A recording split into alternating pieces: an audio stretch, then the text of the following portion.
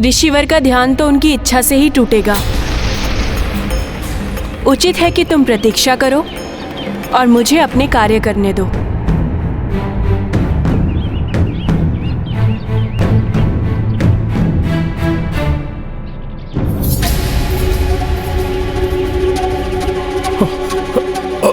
माता, माता, माता, माता, जल लाने में मैं आपकी सहायता करूं?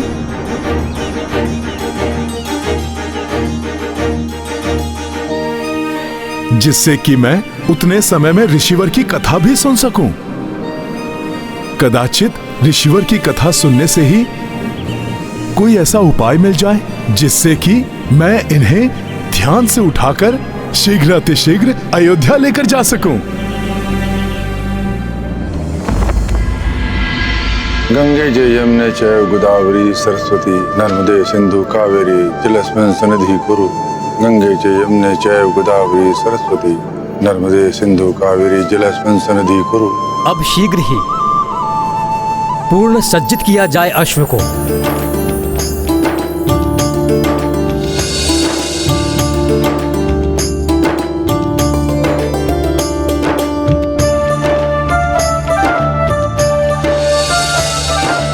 पुत्र राम, अब आपको सूर्यवंश के चिन्ह से अंकित जयपत्र को अश्व के मस्तक पर बांधना होगा।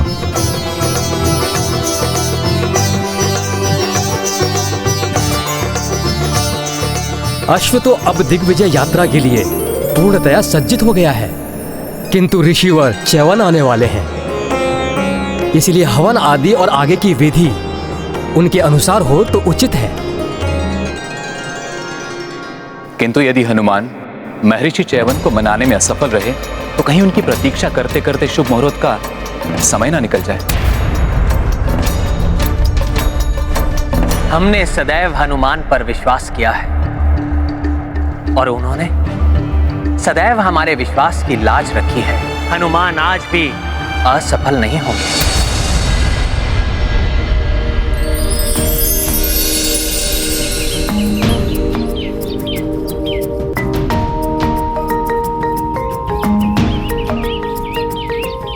तो तुम कथा सुनना चाहते हो? कहां से आरंभ करूं?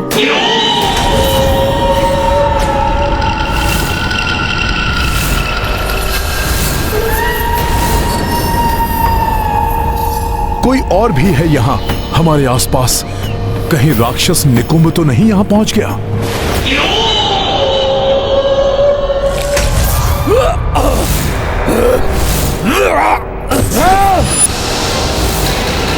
अवश्य ही ये च्यवन ऋषि के तप की ऊर्जा है जो इस क्षेत्र की रक्षा कर रही है। ऋषि, ऐसे ही नहीं जाने दूंगा मैं तुम्हें, और अधिक शक्ति का संचय करके आऊंगा मैं। हनुमान, प्रतीत हो रहा है कि तुम्हें आसपास किसी दुष्ट शक्ति का आभास हो रहा है। हाँ माता, कोई तो दुष्ट आत्मा है यहाँ। उसकी चिंता तुम मत करो हनुमान। ऋषिवर के तपोबल के प्रभाव से कोई भी दुष्ट आत्मा यहाँ नहीं आ सकती। तब तो ऋषिवर के विषय में जानना बहुत आवश्यक है मेरे लिए। कदाचित मेरी समस्या का हल वहीं से निकल आए। उचित है हनुमान। तो सुनो, बहुत समय पूर्व की बात है। ऋषिवर च्यवन कठोर तप में लीन थे। दिन बीते, मास बीते और फिर वर्ष।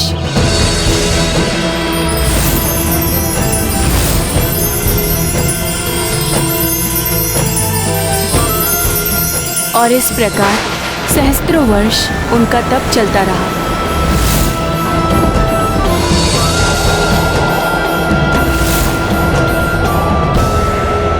समय के साथ ही उनके तप का तेज इतना अधिक बढ़ गया था कि उनके नेत्रों से प्रज्वलित ऊर्जा निकलने लगी।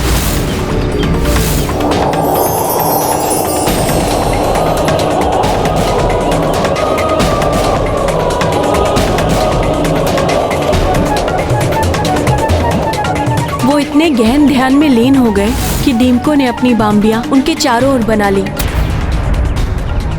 फिर भी उनकी तपस्या अनवरत चलती रही। उनके तप की तरंगे संपूर्ण वातावरण को प्रभावित कर रही थी उनके नेत्रों से निकलने वाली प्रज्वलित ऊर्जा बाम्बी के छिद्रों से बाहर निकलकर कौतूहल जगा रही थी। उन्हीं दिनों तीर्थ यात्रा पर अपनी पुत्री सुकन्या एवं सेना के साथ निकले हुए मनुपुत्र राजा शर्यार्थी ने नर्मदा नदी के किनारे पड़ाव डाला। वहीं निकट के वन में ऋषि च्यवन तप में लीन थे। उनके तप की तरंगों के प्रभाव से आकृष्ट होकर सुकन्या अपनी सखियों के साथ उस ओर निकल पड़ी।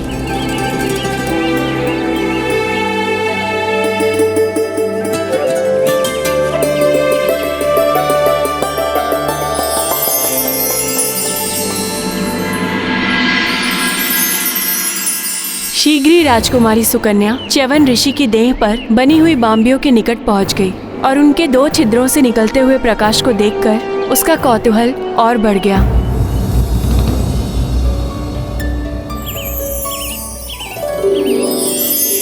कितनी विचित्र है ये दीमकों की बाम्बी, और इन छिद्रों से निकलते हुए प्रकाश को देखकर ऐसा प्रतीत होता है जैसे इसके भीतर कोई प्रकाश पुंज हो। मैं देखती हूँ कि ये प्रकाश पुंज है क्या। सुकन्या को भय तो लग रहा था, किंतु कौतूहलवश उसने एक तीक्ष्ण तृण को उठाया और बाम्बी के निकट पहुंच गई। तीक्ष्ण तृण? ऐसा कौतूहल तो संकट का कारण बन सकता था माता।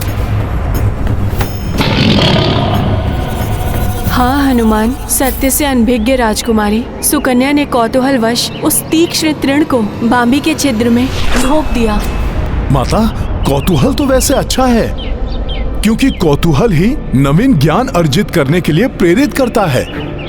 किंतु कौतूहलवश असावधानी से किया गया कार्य कभी कभी घातक भी बन जाता है। हाँ हनुमान, जैसे ही उसने तृण बाहर निकाला उसे छिद्र से रक्त बहता हुआ दिखाई दिया। भयाक्रांत हो गई वो। उसे विश्वास ही नहीं हो रहा था कि वो ऐसी भूल कर बैठी है। तभी एक घायल ऋषिवर को बाम्बी से निकलते हुए देखकर भयभीत सुकन्या अपनी सखियों के संग वहाँ से भाग निकली। राजकुमारी सुकन्या, ये तो कोई ऋषि है, चलिए यहाँ से। ऋषिवर का क्रोध अपने चरम पर था। राजकुमारी सुकन्या, मेरी सहस्त्रों वर्षों की तपस्या भंग कर दी तुमने, और ये संसार देखता रह गया। इस अपकृत्य का दंड तुम ही नहीं, समस्त सृष्टि भोगेगी। नष्ट कर दूंगा मैं सब कुछ, कोई नहीं बचेगा मेरे कोप से।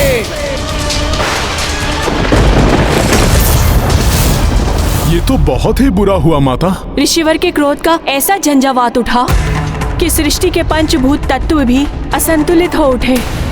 वायु महाप्रचंड वेग से सब कुछ उड़ाने लगी।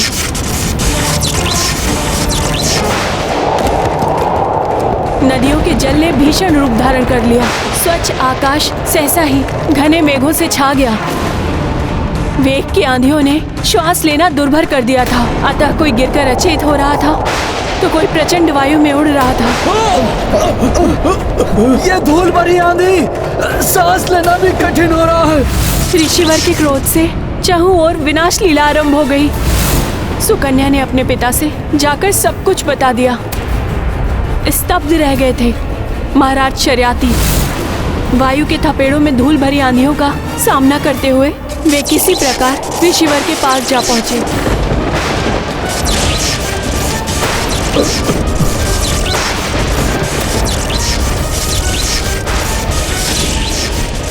क्षमा ऋषिवर, क्षमा। मेरी पुत्री के इस कृत्य के लिए मैं क्षमा चाहता हूँ।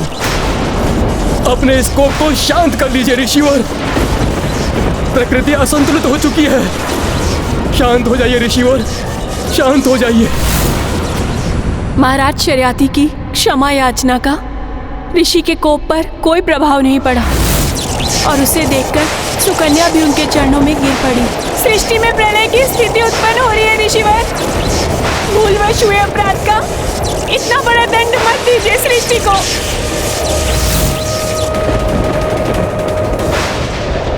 भूलवश किया गया हो या जानते हुए, अपराध अपराध होता है। और अपराधी को दंड मिलना चाहिए।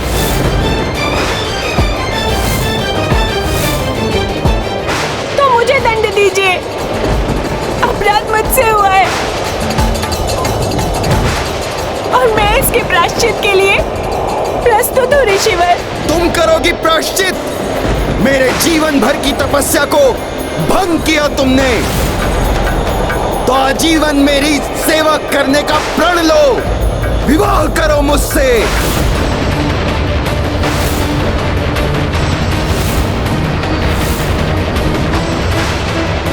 नहीं नहीं, मेरी पुत्री सुकुमारी है और आप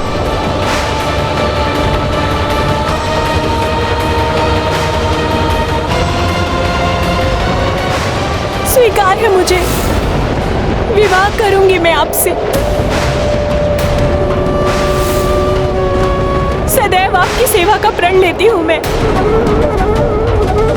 किंतु ये विनाश लीला अब रोक लीजिए।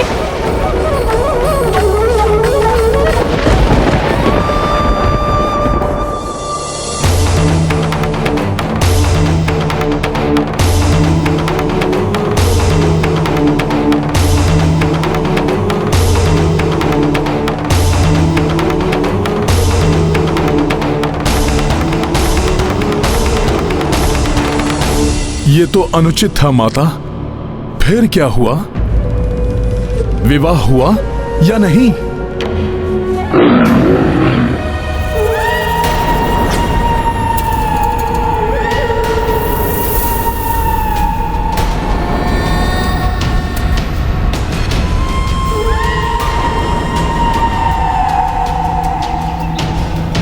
ये ध्वनि अवश्य ही कोई तो है यहां।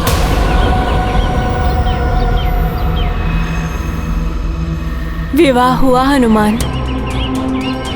सुकन्या अपने पति को इष्ट देव मानकर दिन रात उनकी सेवा में जुट गई। पतिव्रत धर्म का पालन, सदाचरण एवं वर्षों की अनवरत सेवा को देखकर एक दिन ऐसा भी आया जब ऋषिवर सुकन्या पर प्रसन्न हो गए।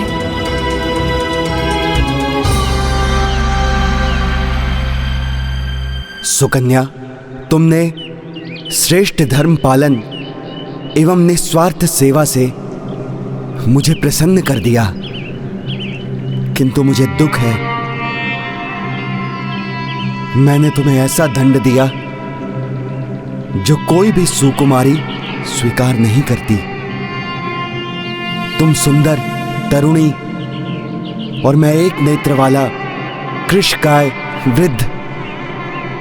किसी प्रकार मेरा नेत्र मुझे वापस मिल जाता, मेरी युवा अवस्था लौट आती, तो मैं तुम्हें वो सुख दे पाता जो तुमने मुझे अपनी सेवा से दिया है। ऐसा संभव है ऋषिवर? प्रणाम ऋषिवर। प्रणाम माते। आप? मैं अश्विनी कुमार हूं ऋषिवर, पिताश्री सूर्यदेव और माता प्रभा का पुत्र। चिकित्सा विज्ञान एवं औषधीय शास्त्र से परिपूर्ण आयुर्वेद का विशेषज्ञ हूं मैं आपको ऐसी औषधि प्रदान कर सकता हूं जिससे आपका एक नेत्र एवं आपका यौवन लौट आएगा और आप मुझसे भी अधिक सुंदर और हृष्टपुष्ट दिखाई देने लगेंगे। किंतु प्रतिफल स्वरूप पहले आपको यज्ञ में अन्य देवताओं की भांति मेरे लिए भी हविष्य अर्पण करना होगा, जिससे कि मैं भी देवताओं की पंक्ति में बैठने का अधिकारी बन सकूं।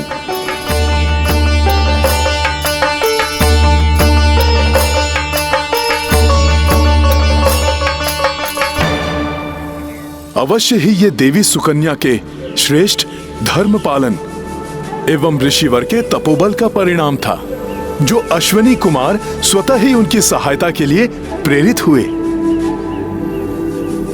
फिर क्या हुआ माता? कर्म फल तो मिलता ही है हनुमान। ऋषिवर ने शीघ्र ही यज्ञ आरंभ कर दिया, किंतु जब यज्ञ अपनी चरम सीमा पर पहुंचने लगा तो अश्विनी कुमार के नाम से आहुतियां पड़ती देखकर इंद्रदेव कुपित हो उठे और ऋषिवर को ऐसा करने से रोकने के लिए आ गए। ओम अश्विनी कुमाराय नमः। रुक जाइए ऋषिवर। आप अश्विनी कुमार को हम देवताओं के समान अधिकार एवं पद कैसे दे सकते हैं? ओम अश्विनी कुमाराय नमः। यदि आप नहीं रुके ऋषिवर, तो हमें बल प्रयोग करना पड़ेगा। ओम अश्विनी कुमाराय नमः।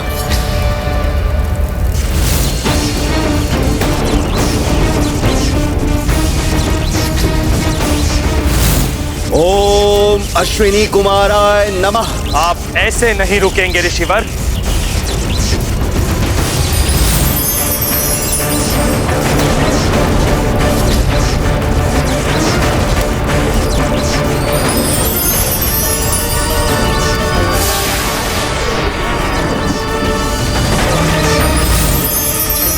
नहीं ऋषिवर, रुक जाइए ऋषिवर।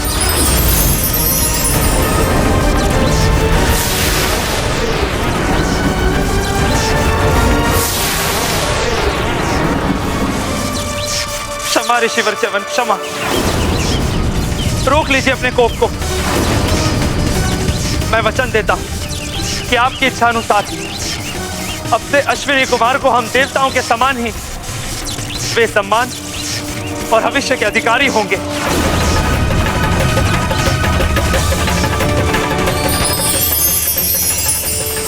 शांत हो जाइए ऋषिवर, क्षमा कर दीजिए इंद्रदेव जी को।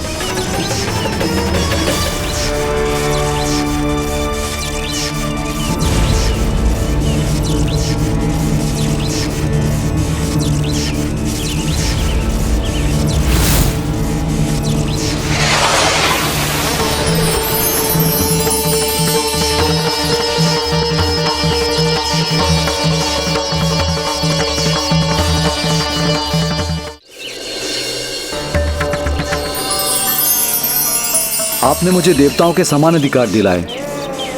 आपको धन्यवाद ऋषिवर। अब आप ये औषधि स्वीकार कीजिए।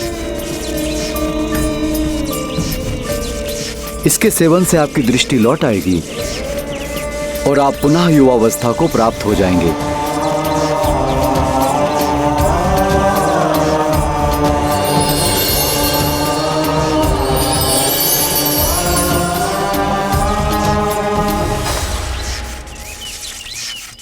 और मैं ये घोषणा करता हूं, भविष्य में ये औषधि आपके नाम से ही प्रचलित होगी। च्यवनप्राश के ही नाम से सब इसे जानेंगे।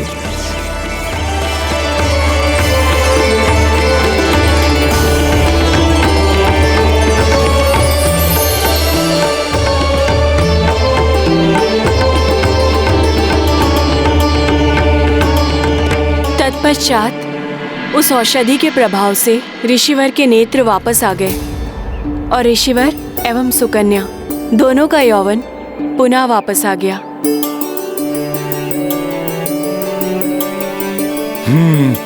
मैं पहचान गया माता, आप ही राजकुमारी सुकन्या है ना?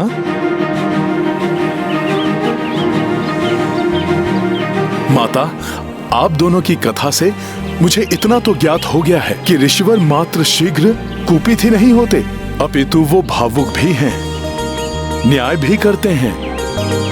हो सकता है इन्हीं सब के मध्य से ऋषिवर को ध्यान से जागृत करने का कोई उपाय निकल आए। हाँ हनुमान, लक्ष्य को ध्यान में रखकर निरंतर आगे बढ़ने वाला ही लक्ष्य को प्राप्त कर सकता है।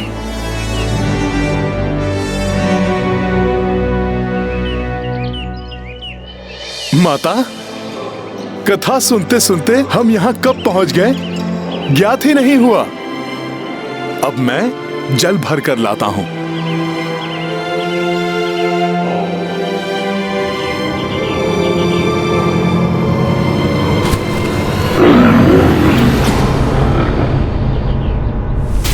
कहीं कोई दिखाई नहीं दे रहा है। कदाचित कोई वन्य जीव हो।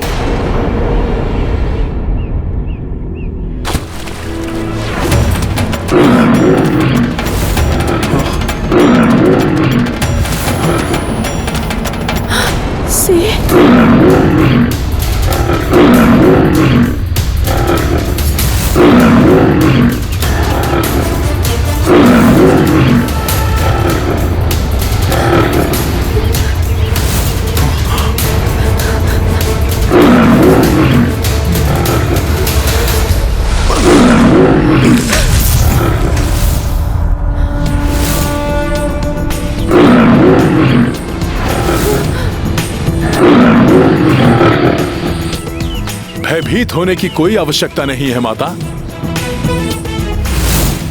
मैं संभाल लूंगा सिंह को। रुक जाओ हनुमान। जीव हिंसा ऋषिवर के सिद्धांतों के विपरीत है, विशेष रूप से वन जीवों की। हिंसा के वो पूर्णता विरुद्ध है, इसलिए तुम इस सिंह को आहत मत करना। ये स्त्री मेरा आहार है वानर, इसलिए मेरे मार्ग से हट जाओ। मैं बहुत भूखा हूँ। ऋषिवर च्यवन के सिद्धांतों के अनुसार मैं तुम्हें आहत नहीं करूंगा वनराज, किंतु तुम्हें माता को भी आहत नहीं करने दे सकता।